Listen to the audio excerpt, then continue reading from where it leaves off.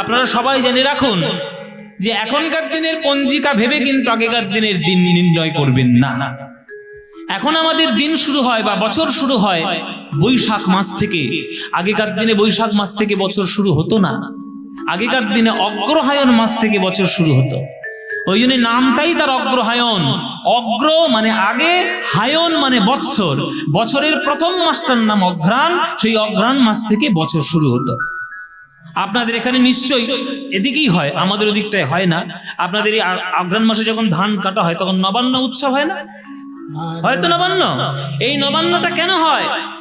যে চাষটা আমরা বর্ষাকালে করেছি, যে তার নতুন ধান, ওই নতুন ধানটা আগে কেটে নিয়ে এসে সেটা গোবিন্দ সেবায় দেওয়া হবে, সমর্পণ করা হবে। গোবিন্দকে দেওয়া হলো, তারপরে আমাদের অধিকার হলো সেই অন্নে আমাদের গ্রহণ করা। সেই নবান্ন উৎসব আগেকার দিনে হতো। ওই জন্য অঘ্রাণ মাসটাই বছরের শুরুর মাস ছিল। তাই আগেকার দিনের ক্যালেন্ডার অনুসারে অঘ্রাণ পৌষ ছিল আমাদের হেমন্তকাল। হেমন্তকাল থেকে বছর শুরু হতো। অঘ্রাণ পৌষ হেমন্ত, মাঘ ফাল্গুন শীত, চৈত্র বৈশাখ বসন্ত। আপনারা ভুলে গেছেন, প্রকৃতি ভোলেনি। দেখবেন ফাল্গুন চৈত্র মাস আমরা বসন্ত বলি, কিন্তু চৈত্র বৈশাখ বসন্ত। ওই জন্য দেখবেন বৈশাখ মাসে শেষ হয়ে যাচ্ছে, কোকিল কিন্তু কুহু কুহু ডাক ছাড়ছে না, হয় কিনা? দেখবেন বৈশাখ মাসে শেষেও ডাকে, কেননা তারা তো পঞ্জিকা চেঞ্জ হয়েছে কিনা জানার দরকার নেই, তারা প্রকৃতির নিয়মে চলবে। ওই জন্য তারা বৈশাখ মাসেও কুহু কুহু ডাকে। জ্যৈষ্ঠ আষাঢ় ছিল আগেকার দিনে গ্রীষ্মকাল, শ্রাবণ ভাদ্র বর্ষাকাল, আর আশ্বিন আর কার্তিক ছিল আগেকার দিনের শরৎকাল। এই শরৎকালে আমাদের বাংলায় বর্তমানে সব থেকে বড় পুজো কি? দুর্গা পুজো। কিন্তু দুর্গা পুজোটা তো শরৎকালের পুজো নয়।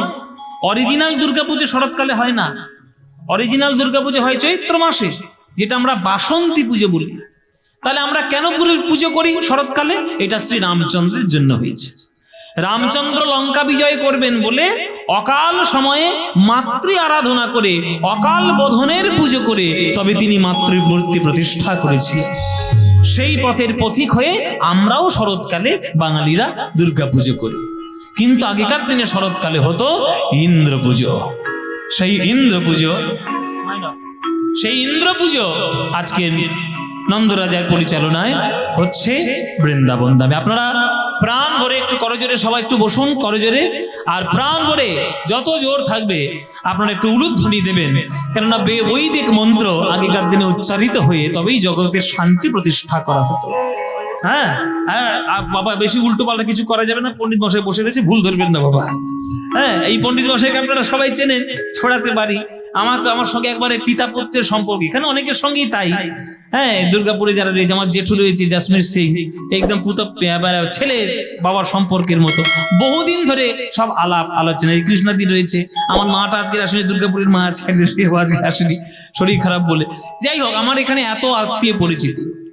হ্যাঁ, প্রাণ। আর এই যে আরেক ঠাকুমা নতুন হয়েছে আমার, এই যে নতুন ঠাকুমা বসে আছে। এরকম যে কত ঠাকুমার মা যে আমার সারা ভারতবর্ষে ঘুরে বেড়াচ্ছে তার ঠিক নেই। আপনারা সবাই মিলে একটু জগৎ শান্তির জন্য প্রাণ ভরে একটু উলুধ্বনি দেবেন। চলুন বৈদিক মন্ত্র নিয়ে আমরা একটু আস্বাদন করি। উলুধ্বনি মায়েরা, ও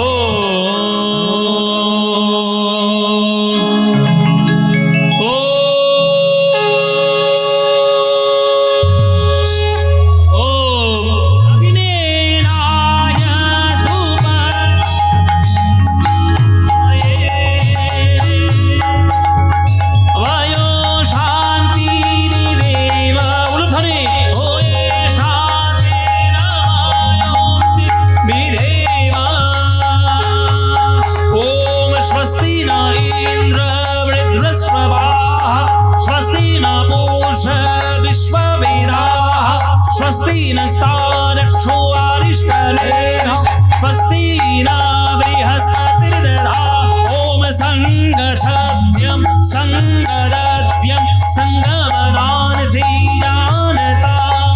देवाभागं यथा पूर्वे संगमदानसि उपासते। ओम शान्ति शामा शान्ति ब्रह्म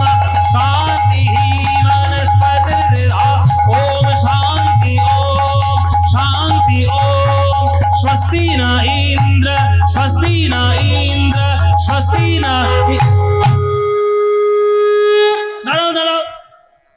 দাঁড়াও দাঁড়াও দাঁড়াও, অনেকগুলো ধ্বনি দিয়েছে, আগে দাঁড়াও। সব চুপ হয়ে গেছে। কি ব্যাপার? কে বাধাটা দিল? গোপাল দিয়েছে। গোপাল ছুটে এসছে, দাঁড়ান দাঁড়ান দাঁড়ান দাঁড়ান দাঁড়ান দাঁড়ান, ঋষিমুনি দাঁড়ান, পণ্ডিত মশাই দাঁড়ান। কি ব্যাপার? গোপাল আমাদের যজ্ঞ বন্ধ করে দিলে কেন?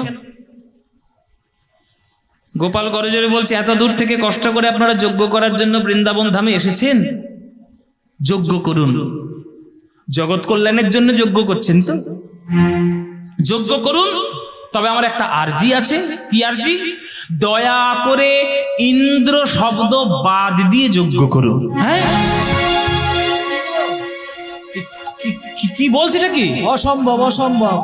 হ্যাঁ, এ হয় অসম্ভব। আরে আজকের যজ্ঞটা কাকে উদ্দেশ্য করে? ইন্দ্রকে উদ্দেশ্য করে। আর তুমি বলছো গোপাল ইন্দ্র শব্দ বাদ দিয়ে যজ্ঞ করবো, এ তো বৈদিক মন্ত্রের অপমান হয়ে যাবে। আরে বশিষ্ঠদেব কি বলছে দেখো, বয়স্ক আমাদের মধ্যে বশিষ্ঠদেব আছে। বলে বশিষ্ঠ রয়েছে, আমাদের এদিকে শাণ্ডিল্য রয়েছে, এদিকে কাশ্যপ রয়েছে, পরাশর রয়েছে। কি আপনার গোত্র? কি কাশ্যপ গোত্র? গোত্র কি? পরাশর। তাহলে এতগুলো ঋষিমুনি রয়েছে আর তারা বলছে যে এই ইন্দ্র শব্দ বাদ দিয়ে তো বৈদিক মন্ত্রের অপমান হবে। হ্যাঁ, ও গোপাল কি বলতে চাইছো? কি তুমি যদি বারণ করো আমরা কিন্তু এখান থেকে উঠে চলে যাব, যজ্ঞ করব না। যেই বলেছে যজ্ঞ করবো না, উঠে চলে যাব, নন্দরাজা তো রেগে একেবারে আগুন হয়ে গেছে। এই গোপাল, তুই এখানে কেন এসছিস? তোকে কে ডেকে নিয়ে এসছিস? খালা করকে যা। তুই একটা রাখাল ছেলে, তুই কি জানিস বৈদিক মন্ত্রের কিচ্ছু? পড়াশোনা শিখেছিস? ওরে ঋষি মুনিদের কার্যে বাধা দিলে অন্যায় হয়, অপরাধ হয়, ঠাকুর পাপ দেবে। এখানে থাকিস না বাবা, তুই যা, বাধা দিস না যজ্ঞে।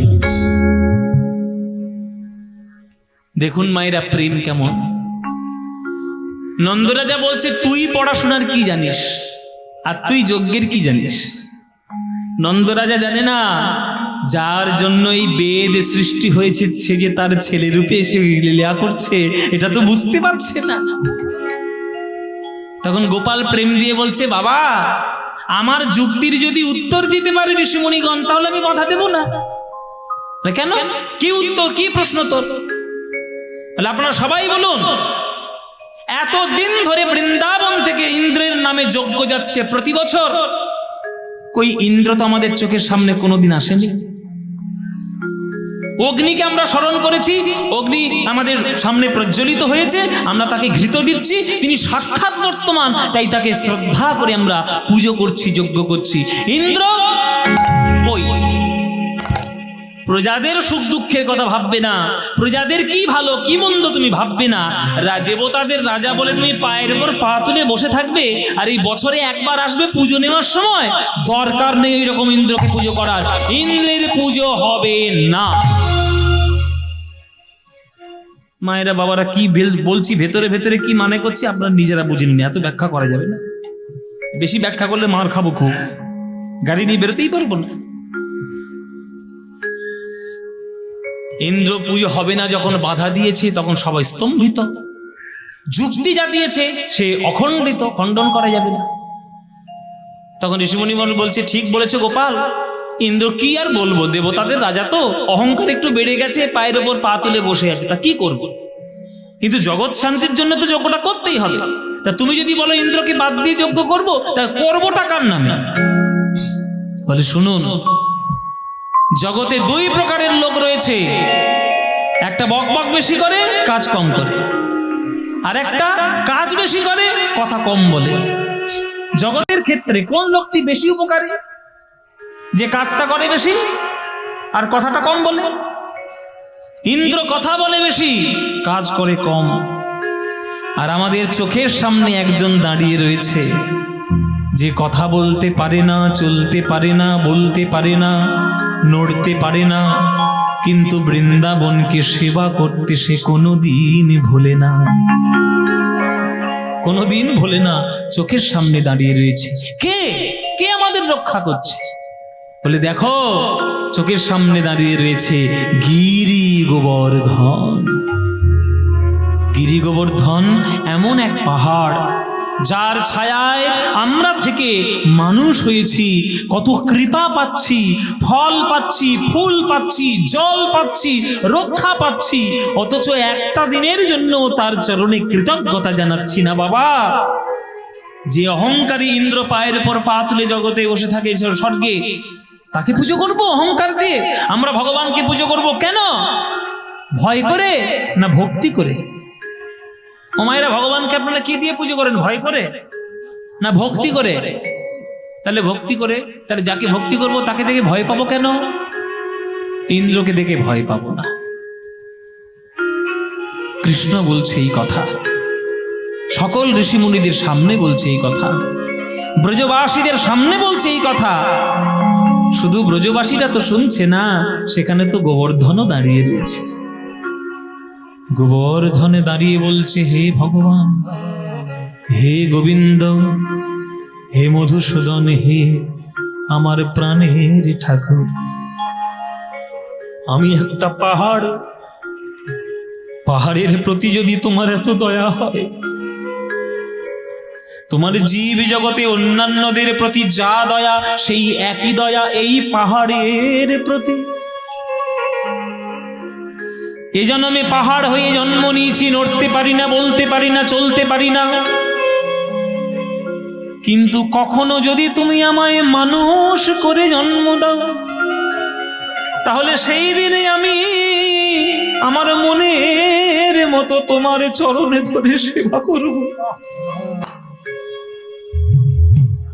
হৃদি বৃন্দাবনে বাস, হৃদি বৃন্দাবনে বাস, হৃদি বৃন্দাবনে বাস। ধরে নিতাই গৌর হরি গো। হৃদি বৃন্দাবনে বাস। ওগো যদি করো কমলাপতি, ওহে ভক্তি প্রিয় আমার, আমার ভক্তি হবে রাধা সতী। হৃদি বৃন্দাবনে বাস, হৃদি বৃন্দাবনে বাস। যদি করো কমলাপতি, ওহে ভক্ত প্রিয় আমার, ভক্তি হবে রাধা সতী।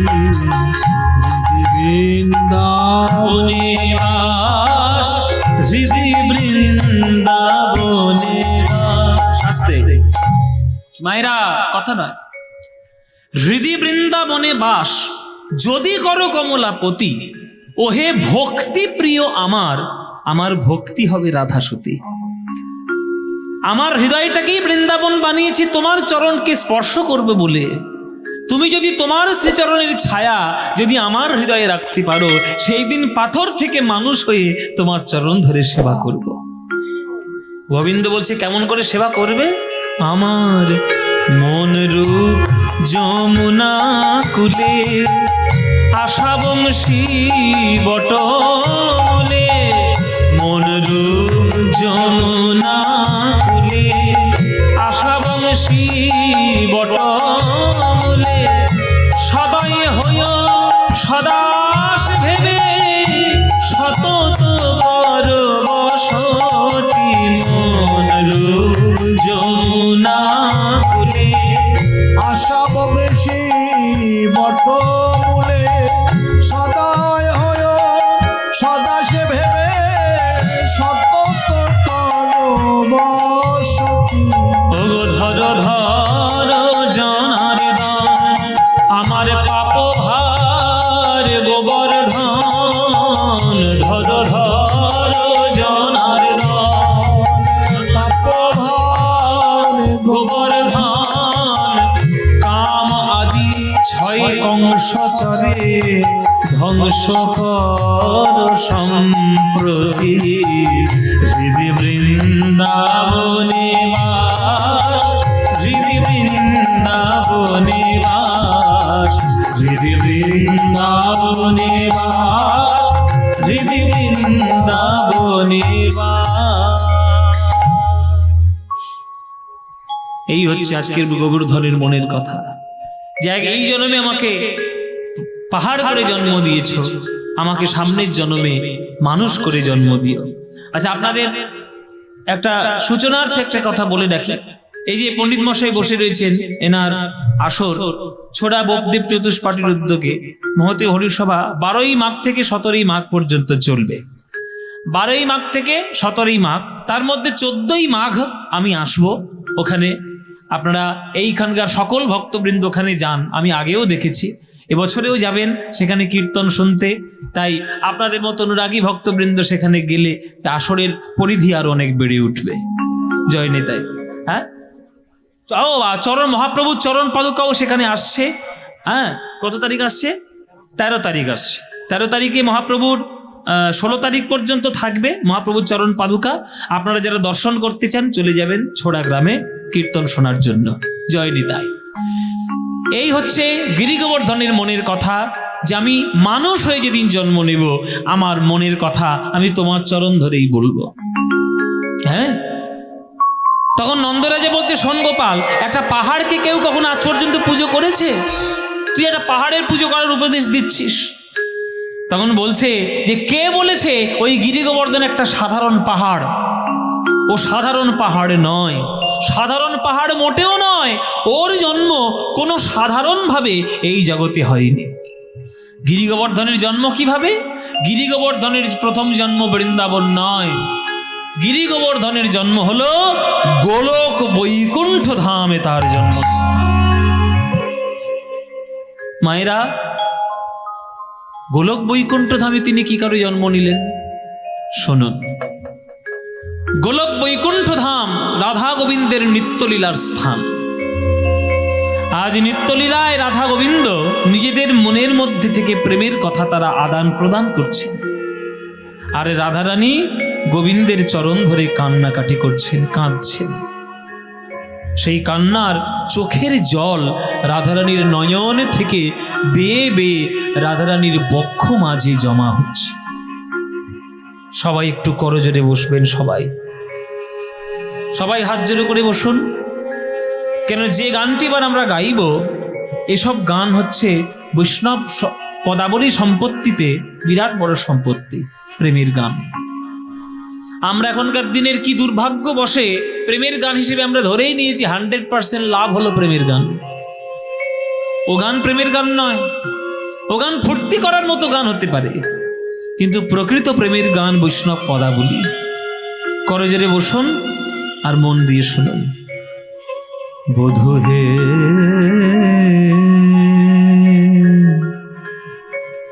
আমার বধূ, জয় নিতাই। মায়েরা, এই গানটি যখন শুনবেন মনে মনে নিজেকে ভাববেন যে আপনিই হলেন রাধারানী। আপনি যদি রাধারানী হতেন আর আপনার সামনে যদি গোবিন্দ দাঁড়াতেন, তাহলে আপনার ভাব কেমন হতো? কেমন করে আপনি গোবিন্দকে প্রেম দিয়ে বাঁধিয়ে নিতেন? সেই গান এ গান। করজোড়ে মন দিয়ে শুনুন। বধূ হে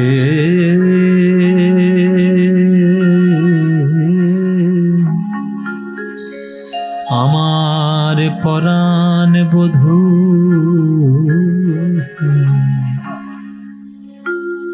বধূ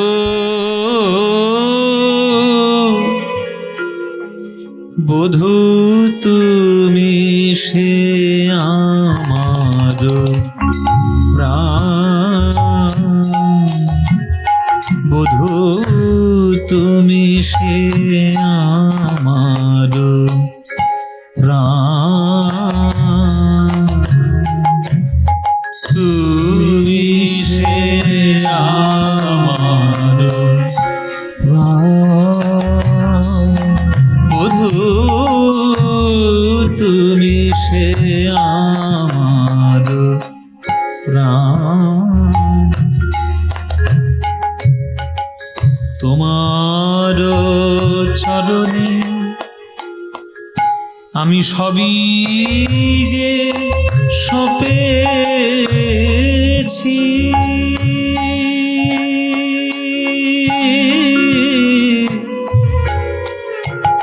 বধূ তোমার চরণে সবই রে সপেছি কুলশীল জাতিমান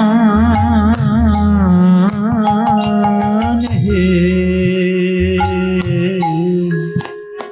বধূ তুমি সে আমার প্রাণ বধূ তুমি সে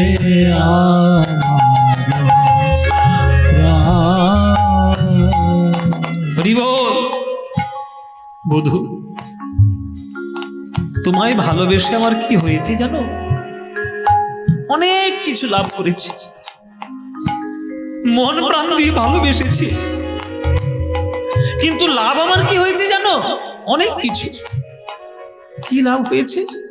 অবজ্ঞা, কলঙ্ক, সমাজের বদনাম, সবকিছু অলংকার রূপে আমি পেয়েছি আমার হৃদয়। তাই আমার হৃদয়টা প্রেম দিয়ে পূর্ণ করে সকল কিছু তোমার চরণে দিলাম। তার জন্য যদি বদনাম নিতে হয় হবে। কি পেয়েছি জানো বধূ তোমায় ভালোবেসে? ওগো কলঙ্কি বলিয়া ডাকে সব লোকে, কলঙ্কি বলিয়া ডাকে সব লোকে, আমার তাহাতে নাই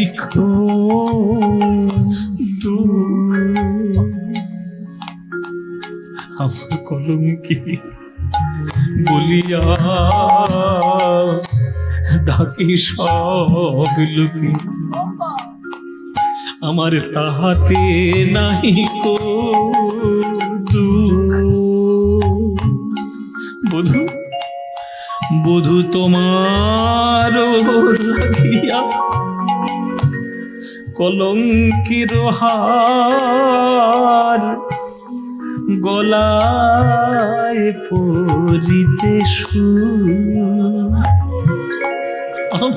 বধূ তোমার লাগিয়া কলঙ্কের গলায় বাঁধিতে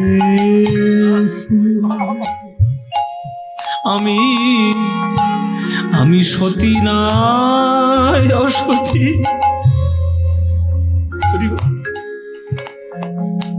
আমি সতী না অসতী, এ তো তুমি ভালো জানো। তোমাতে বিধিত আমি ভালো মন্দ নাহি জানি, আমি সতী নাই অসতী, এ তো তোমাতে বিধিত ভালো মন্দ নাহি জানি। চণ্ডীদাস কয় আমার সর্ব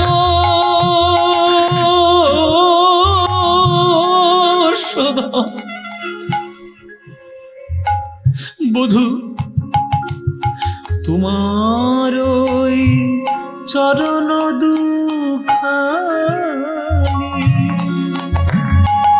আমার চণ্ডীদাস সর্বসধ তোমার চরণ দুখানি, তোমার চরণ ছাড়া কিছু জানি নাই, তোমার চরণ ছাড়া কিছু জানি না। ওগো জনম জনমের গতি তোমার চরণ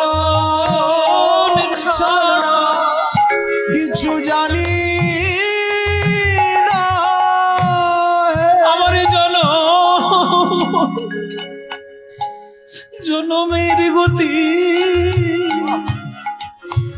আমি হলাম ভিখারিনী, আমি পাগল। তোমার চরণ ছাড়া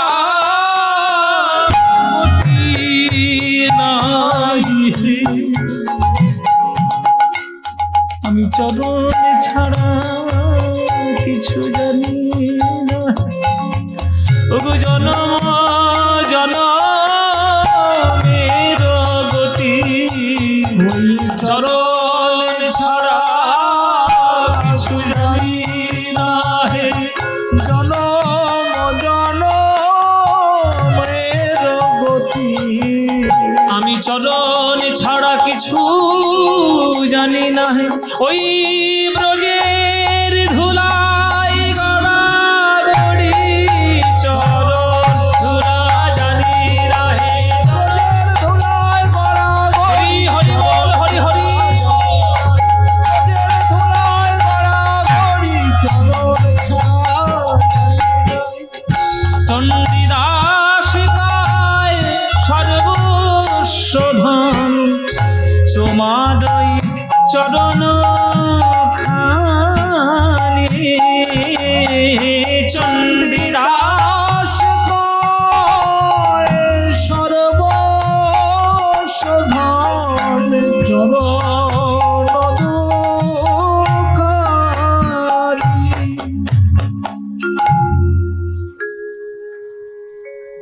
এই হলো কীর্তন। যে পদাবলী গেয়ে উচ্চ স্বরে ভগবানের জন্য দুফোঁটা চোখে জল আসে, সেটাই কীর্তন। সঙ্গীতের সুর যদি সাত্ত্বিক জগতে আপনাকে প্রবেশ করাতে পারে, তবেই সঙ্গীতের সার্থকতা। আপনারা যে কজন আজকের গান শুনছেন, এই গান শুনে যদি কারোর নয়নের দুকোণে দুফোঁটা জল আসে, জেনে রাখবেন তবে কীর্তন শোনাটা এতদিনে সার্থক হলো। এই গান আমাদের মতো সাধারণ মানুষের গান নয়। যিনি রচনা করেছেন তিনি বৈষ্ণব পদকবি চণ্ডীদাস ঠাকুর। আর তার ভক্তি হৃদয়ে গ্রহণ করা এত সহজ নয়। ওই জন্য প্রণাম করতে হয়। আপনারা শিক্ষাটা নিয়ে নিন। এসব সংস্কারগুলো ভুলে যাচ্ছেন ধীরে ধীরে। পদের শেষে যখন পদকর্তার নাম হয়, তখন তার চরণে শ্রদ্ধা করে প্রণাম জানাতে হয়। কেননা তার মতো ওই সাধনা আমরা কখনো করতে পারবো না। তাকে শ্রদ্ধা জানালে যদি তার এক ফোঁটা কৃপাবৃন্দ যদি আমার হৃদয়ে আসে। রাধারানী নিজের চরণের ভক্তি জানাচ্ছেন গোবিন্দ চরণে, আর রাধারানীর নয়নের কোণ থেকে বিন্দু বিন্দু জল ঝরে পড়ছে রাধারানীর বক্ষ মাঝে। প্রেমের এত পূর্ণতা, প্রেমের এত শীতলতা, যে প্রেম আজ নয়ন জল রূপে রাধারানীর বক্ষ মাঝে জমাট রূপ ধারণ করে শিলাখণ্ড হয়ে গেল। সেই শিলাখণ্ড রূপে গোলক বৈকুণ্ঠ ধামে জন্মগ্রহণ করল গিরি গোবর্ধন। আজ গিরি গোবর্ধন বলছে, হে প্রভু, গোলক বৈকুণ্ঠ ধামে যদি তোমাদের এত প্রেম হয়, তাহলে আমাদের বৃন্দাবনে কেমন প্রেম হবে? সেই প্রেম কি আমার ভাগ্যে দর্শন হবে না? প্রভু বলছেন, কেন হবে না? তোর জন্যই তো আমি যাব বৃন্দাবন। এই বিশ্ব ব্রহ্মাণ্ড যতদিন থাকবে, আমাদের প্রেমের চূড়া নিয়ে তুই দাঁড়িয়ে থাকবি। তোর চূড়া যতদিন থাকবে, ততদিন রাধা গোবিন্দের প্রেম কাহিনী বিশ্ব ব্রহ্মাণ্ডে ছড়িয়ে পড়বে।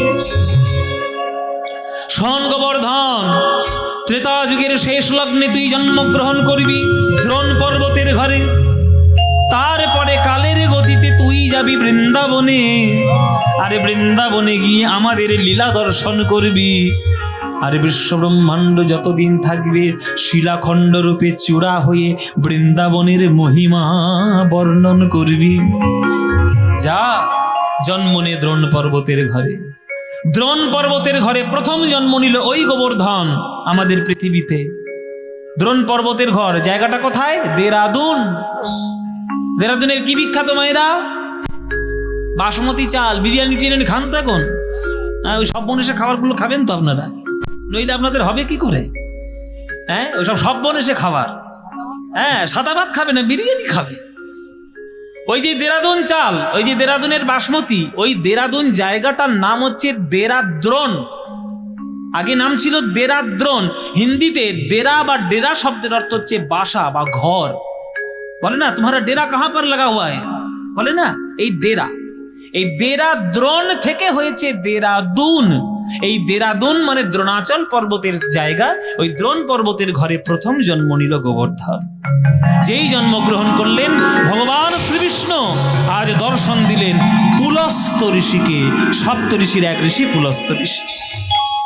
পুলস্ত প্রভু, আজ্ঞা প্রভু, যাও তীর্থ দর্শনে বেরিয়ে যাও। বেশ প্রভু, আজ্ঞা দিচ্ছ যখন বেরিয়ে পড়ি। দাঁড়াও, বেরিয়ে পড়ি মানে একা একা কোথায় যাচ্ছ? বলে তার কোথায়, কাকে সঙ্গে নিয়ে যাব? বলে ভক্ত সঙ্গ ছাড়া তীর্থ হয় না, ভক্ত সঙ্গে তীর্থে যাও। অভক্তদের সঙ্গে নিয়ে তীর্থে যাবে না, ভক্ত সঙ্গে যাবে। হ্যাঁ, যাও ওই গোবর্ধন, ওকে নিয়ে তুমি তীর্থ ভ্রমণ করে এসো।